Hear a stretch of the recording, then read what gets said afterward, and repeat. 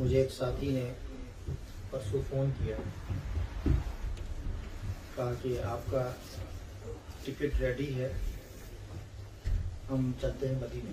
سبحان اللہ، یہ ہفتہ جو ہے ہم مدینے میں گزارتے ہیں۔ سبحان اللہ، یہ جو ویکینڈ ہے مدینے میں گزارتے ہیں، سنڈے کو آ جائیں گے واپس، جمعہ وہاں پڑھ لیں گے، ہفتہ وہاں گزار لیں گے، عمرہ کریں گے، اتوار کو واپس آ جائیں گے۔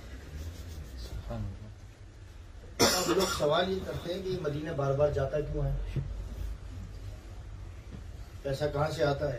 ذہن نصیب۔ سبحان اللہ۔ یہ سوال ہم پر نہیں اٹھتے، یہ سوال حکمرانوں پر بھی اٹھتے ہیں کہ ان کو مدینے کیوں بلاتے ہیں، مکے بادشاہ کیوں بلاتے ہیں، ان کو ان کے لیے بیت اللہ کے دروازے کیوں کھلتے ہیں۔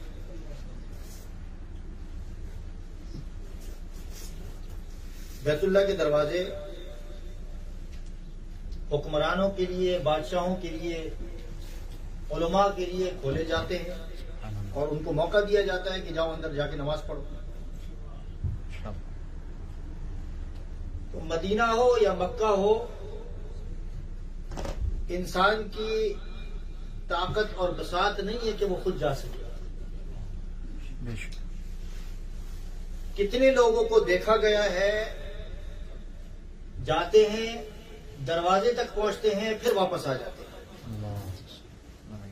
ایسے لوگ بھی موجود ہیں دنیا کے اندر، ایسے واقعات موجود ہیں، لیکن ایسے لوگ بھی موجود ہیں جن کو شام مدینے میں ہے اور رات مکے میں اللہ تعالیٰ جانے کا موقع عنایت فرماتے ہیں اور پھر واپس آ جاتے ہیں۔ سبحان اللہ۔ صبح مدینہ اور شام مکہ اور واپس پاکستان، ہندوستان، بنگلہ دیش اور انگلینڈ واپس آ جاتے ہیں۔ یہ سوال بنتا نہیں ہے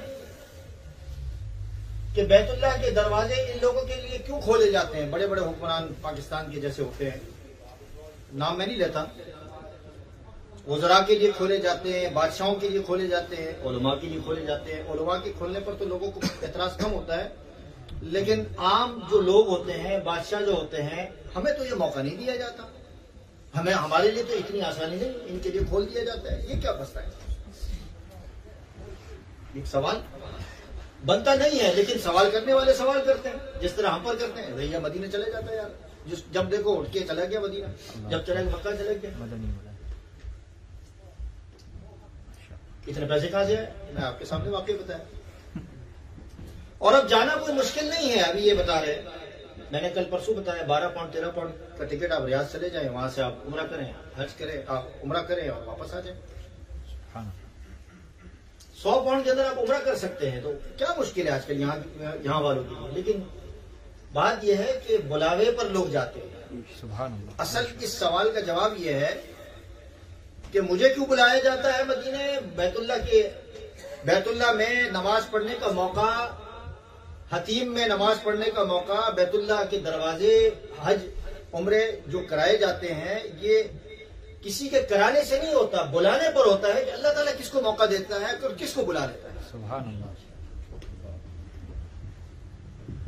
ساری زندگی لوگ کماتے ہیں، خرچ کرتے ہیں اپنے اوپر، اپنے بچوں پر خرچ کرتے ہیں، مال و دولت کماتے ہیں، بلڈنگیں بناتے ہیں، سب کچھ کر دیتے ہیں، ساری زندگی کے سارے وسائل جمع کر لیتے ہیں، عیاشیاں کر لیتے ہیں، سیر و تفریح کر لیتے ہیں، سب کچھ کر لیتے ہیں، لیکن اللہ تعالیٰ اس کو موقع نہیں دیتا، نہیں جاتا وہ مکہ مدینہ۔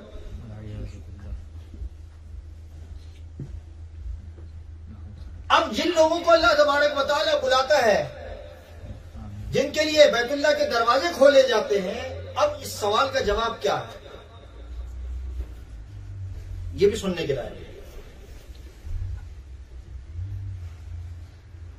کہ اللہ تبارک و تعالیٰ یہ دیکھنا چاہتا ہے۔ اب کوئی کسی ملک کا وزیر اعظم چلا گیا اور اس کو موقع دے دیا، کوئی وزیر خارجہ چلا گیا، کوئی کون چلا گیا، طرح طرح کے لوگ جاتے ہیں نا۔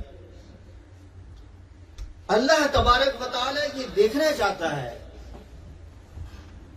کہ بھائی یہ موقع، اس قدر سنہرا موقع مجھے اللہ تبارک و تعالیٰ نے یہ عطا فرمایا ہے، اس موقع کو پانے کے بعد اس خوش قسمتی کے بعد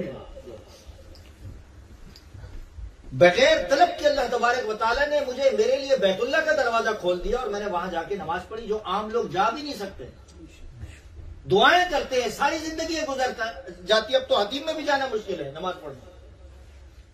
میرے لیے بیت اللہ کا دروازہ کھولا ہے، کیا میں اپنی زندگی کو صحیح رخ پر لا سکتا؟ اپنی زندگی کو بدلنے کا وہ ارادہ کرتا ہے کہ نہیں کرتا؟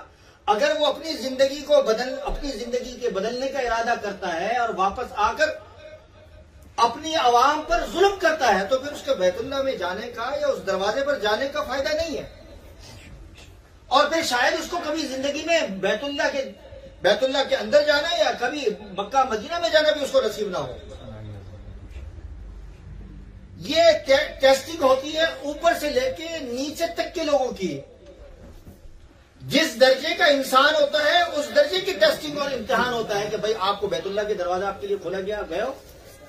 بڑی خوش قسمتی حسرت. ہمیں کسی پر انگلی نہیں اٹھانی، ہمارا حق نہیں ہے کیا منہ اٹھائیں. بات یہ میں عرض کر رہا ہوں، پہلے تو یہ سمجھے کہ ہمارا حق نہیں ہے کیا منہ اٹھائیں. بھائی اللہ نے بلایا ہے، اللہ نے اس کو ٹیسٹ کرنا تھا، اس کا امتحان تھا، اس درجے کا انسان تھا کہ بھائی میں جا کے اپنے ملک کی انسانیت کی خدمت انصاف کے ساتھ، بغیر ظلم کے، برابری کے ساتھ کر سکوں گا. اور وہ ارادہ کرے جانے کے بعد، اگر وہ کرتا ہے تو ظاہر بات ہے کہ وہ اس کا بیت اللہ میں جانا کرامت ہے، فائدہ ہے، اور اللہ تبارک و تعالیٰ اس سے راضی ہیں. اور جن گناہوں کے اندر وہ مبتلا ہے ان گناہوں کو اگر وہ چھوڑتا ہے تو ظاہر بات ہے کہ اس کا بیت اللہ کے جانے میں یہ آواز ہے، یہ نشانی ہے اس بات کی کہ اللہ تبارک و تعالیٰ تجھ سے راضی ہے. سبحان اللہ. تو نے اپنی زندگی کو بدل لیا، اس لیے میں نے تجھے بلایا تھا، تو نے ارادہ کر لیا اور ایک بار پھر تجھے بلاؤں گا.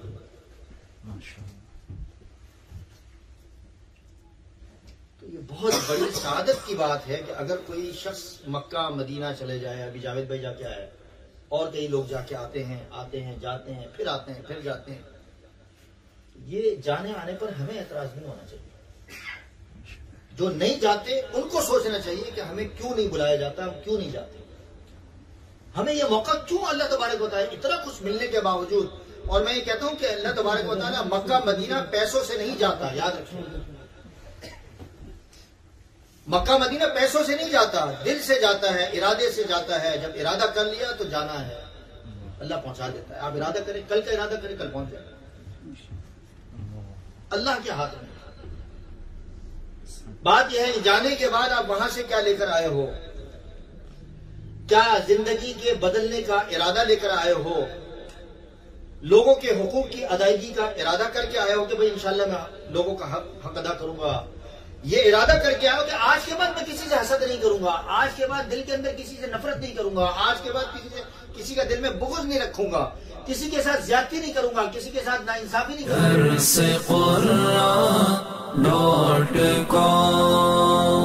www.darsequran.com